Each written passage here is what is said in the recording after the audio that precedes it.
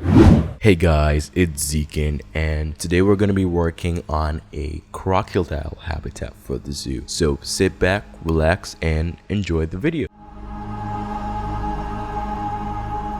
Okay, before I get to anything I'm doing right now, I'd like to give Rudi Rennkamel a big thank you for giving me a shout out on YouTube. Thanks to him, I now have 400 of you Planet Zoo and Planet Coaster geeks out there looking forward to seeing my videos. I don't really want to think of you guys as subs, I want to think of you as a community, because each and every one of us share the same interests. So I'd like to thank you guys for actually subscribing and committing to going on this whole crazy YouTube journey with me. So once again, I'd like to thank Rudi Rennkamel for his great support, and because of that, I've actually made some changes to some parts of the zoo, so stay tuned for that. So what you guys just saw me doing right now was making an extension which joins the crocodile habitat to the reptile house. This is mainly inspired by the entrance at the lair, which is located at the LA Zoo. They have the reptile house, so when you first enter the reptile house, you'll see that like this kind of a nice rainforest jungly kind of vibe which is going on. So I tried to recreate that as best as I could in the game, so pretty happy with how that came out. So I added 2 more exhibits to that extension, which leads to the crocodile habitat. So the crocodile habitat is inspired by the Montreal biodome. It's actually inspired by one of the different kind of biomes that are actually situated inside the biodome. So they have like rainforest, Arctic, and different kind of biomes in which have different the respective animals in them. And so this is actually inspired by one of the it's not rainforest biome, by the way. It's inspired by this I think it's Arctic or something like that, I'm not sure, but I'll pull up an image right now on the screen. So it's inspired by this nice cold kind of biome which is inside the biodome, and so it has this nice winding path which leads to an underwater viewing area as well. And because crocodiles also have a water requirement, that was a pretty cool feature to add. So the crocodile habitat at the end of the day has a underwater viewing section as well as like the main overview section on top, so that was pretty cool. It has this nice gradually sloping path which comes from the side downwards, so trying to implement that in the game was kind of a hassle. What you actually see me doing is that I placed down different paths to different segments using like the control key. While holding control key, you can actually place down paths without it connecting to anything, so I used that to my advantage, in which I placed down different circles at different heights, I don't know if you get what I mean, then join them up together. So that kind of created a nice kind of gradual slope in a sense. It's not totally gradual. If that were to be actually built, that would trip someone over, but it looks pretty cool as to what the game actually gives us as a sloped path, which is totally like a slide or something. But I'm really happy with how that came out. It was a struggle because most of the footage which I had trial and error is actually cut out from the video, and so pretty happy with how it came out at the end of the day, so that was cool. Before I want to get into any more of the video, I would like to give someone a very big shout out. I don't know if you guys know him, but his name is Cavity Creep, and he's creating one of the most awesome creations in Planet Zoo right now. And so I'll actually leave a link to his YouTube channel. You guys should go check it out, go sub, go like his videos, and it's really cool. You guys are gonna love his commentaries, everything about it. Just give him some love, and he probably deserves more subscribers right now, so you guys should check him out. So anyways, talking about YouTube, as you guys may have noticed, I changed my channel art from the part that it says subscribe to new videos every weekend, because I've actually sat down to think about a kind of a schedule in which I'll be using to put out videos. And so I've actually thought out of putting out videos during weekends. And so you guys, if you actually go to the about page on my YouTube channel, you see that I said I post mostly on weekends, but now I'm actually making it official that I'm gonna be posting only mainly on weekends. So if you guys are waiting or looking forward to any videos, you guys should probably wait for the weekends, like Saturday and Sunday. I'm not gonna be like posting it at certain times because my schedule is actually very hectic, and I hope you guys understand that. But if you guys want to look forward to content, just look forward to videos I'm gonna be posting out on Saturday and Sunday. If I actually post videos during the week, that means I have a bit of free time on my hands during the week, aside from schoolwork and everything. So pretty much that's how it is right now. So if you guys want to look forward to my videos, you would be seeing them during the weekends, and Saturday and Sunday you guys should probably look out for them. One thing I actually noticed in the game and it's about the crocodile animation, and it's a bit animatronic, like, I don't know if you get what I mean.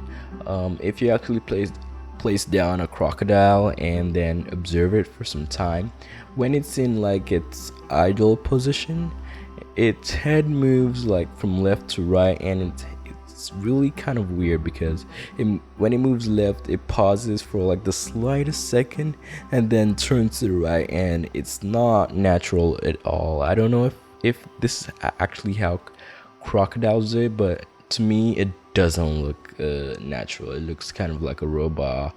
And so I don't know if any of you Frontier devs are listening, but if you're watching, you guys should let the Frontier devs know that the crocodile animation is a little bit weird. Its head is kind of moving a little bit weird. So that was something I actually noticed while placing down crocodiles and habitats in the game. So yeah.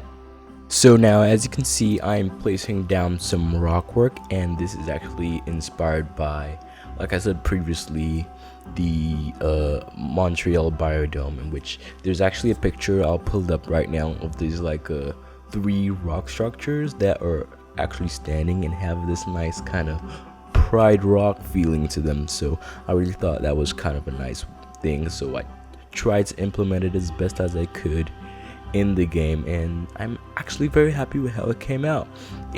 It's not actually set in tropical setting in the picture, but I tried to phase it into the tropical vibe of the whole place, and I think it actually looks pretty plausible and pretty feasible in the context of what I'm doing. So well, yeah, pretty much at this point I'm kind of lost for words, and so I don't have anything else to talk about. So I'll catch you guys in a minute in the live portion of the video. So I'll leave a timestamp to the live portion in the description, so you can go skip ahead to the live portion. So I'll see you guys in a minute.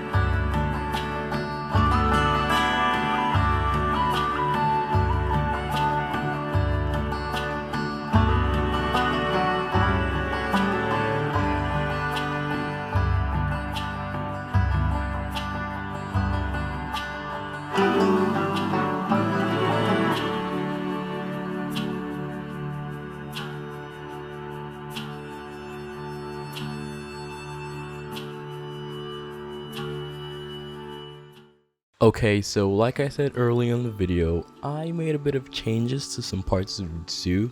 So as you're seeing now, I renamed this the visitor center in on behalf of Rudi Rennkamel, because he has actually had a substantial impact in my channel and growth. Earning 100 subscribers overnight is so awesome and actually mind-blowing. So I kind of want to dedicate this place to him, so he has a kind of connection to my zoo and everything I do. And so once again, like to give him a big thank you for everything he did. And so I included a little camel because, well, he's the camel, and so it wouldn't be right to not have a camel here. So I changed the giraffe to a camel. So this is now officially called the Rudi Rennkamel Visitor Center. I initialized R because, yeah, you can't have, it'll be a little bit too long, but cheers to him and his awesome contribution to my channel. And so I was really happy with how it came out. So yeah, so here we have the actual meat of the episode. And so I'm gonna be showing you guys a quick tour of everything I just did. So in front, as you walk from either the old entrance of the zoo or the new entrance, which is over down there, if you walk towards down and you turn yourself to the right, well, there's a lot of trash here. Anyways, if you turn yourself to the right, you'll see this large pavilion over here with a bunch of benches and stuff. So if guests were to be like, if they want to sit down and relax and everything, they'll just come here, sit down under one of these canopies and everything, have a drink or anything, or just chill out. Plain, that would be cool. Another thing I included, in which I actually came up with this as an idea, is this conservation point over here.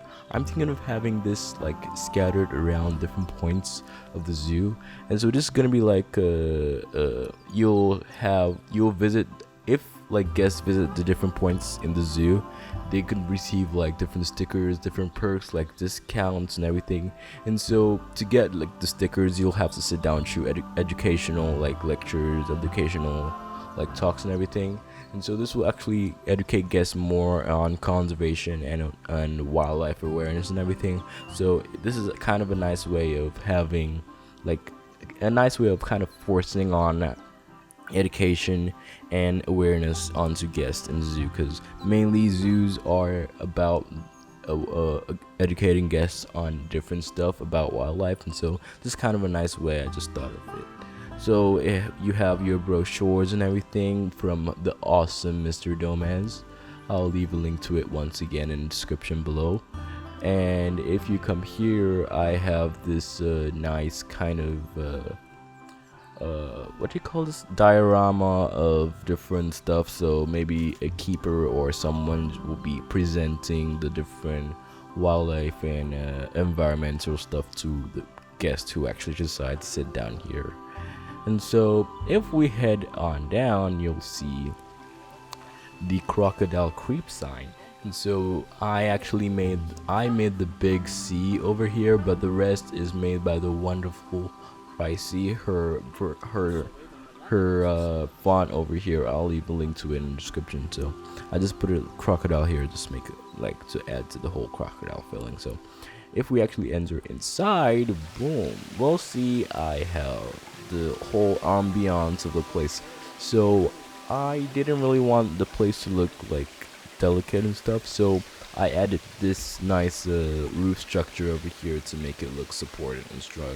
And it also adds this kind of nice aesthetic feeling to it. It makes it look more nicer and much better. So I'm really happy with how it came out. So this is actually adding to the whole kind of creek kind of nature walk kind of vibe I have going on inside here. And so if you head on to your left, well, to your right, this will lead you to the underwater viewing. And so I think we should head there right now and then head back up later. And so if we head down over here, we'll see more of these pond shrimps awesome maps over here. So this kind of represents, maybe this is the map of the whole reptile house or the map of the crocodile area, so guests will actually be able to navigate better. So if we head down here, we'll be able to get a good underwater viewing of the crocodiles floating in the water and stuff.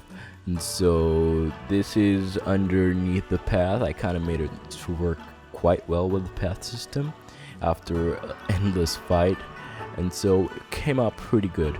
And so if we head on here, I have more workshop stuff that I just placed down to educate guests more. And so if we head back up here, we'll see the start of that waterfall I was talking about previously in the video. And so this cold crocodile creek kind of theme we got going here. So a creek is like a really narrow river, and so I have this nice waterfall flowing over down here into like the main crocodile pond over here. So it's like kind of a creek kind of vibe going on. So really happy with how it came out. This custom railing I made by myself, out of a bunch of wood the thin wood planks and the cylindrical planks. So imagine these are actually metal, but in the game they're wood, but just imagine it's metal. So let's head on here. Well, the guests actually get pretty good views of the crocodile over here. And okay, see what I said about the crocodile let me just head over, wait a second. If I head out here, okay, you'll see about what I said about the crocodile's head kind of having this weird kind of, you can see it's kind of moving back and forth motion. I don't know if it's natural, but I don't really like how it kind of looks right now, but you guys should check that out. So anyways, let me head back to the path. So if we head down more from the entrance, we'll have this winding path which feels like a kind of nature walk kind of pathing over here. So in the actual Montreal biodome, I see that you have this two railing systems. There's a glass panel, like there's a main glass railing over here, and then there's this kind of metal fencing over here to like prevent people from leaning over too much into the crocodile habitat, and so it's kind of a barrier for people who walk in over here. So if we head on down here, we'll be able to enter the reptile house from the crocodile creek habitat, like I said previously. So if we head on here, you'll see this kind of nice rainforesty kind of vibe I said I was gonna get going on here. So I was pretty happy with how it came out. So here's the Tehran spider exhibit over here, and here is a frog, the poison dart frog exhibit over here. I'm pretty happy with how it came out. So if you're entering from the Climatron, you'll just want to head yourself to the left if you want to get to the crocodile habitat. So that was a pretty nice feature to add. So well, yeah, I think that's pretty much what I have for you guys today. If you like what you're seeing, be sure to give this video a thumbs up and subscribe if you're not. And when you're subscribed, be sure to hit that notification bell so you get notified whenever I post anything new. And so yeah, so see you later guys. Until then, bye for now, and stay tuned for the cinematics, which will be coming up soon.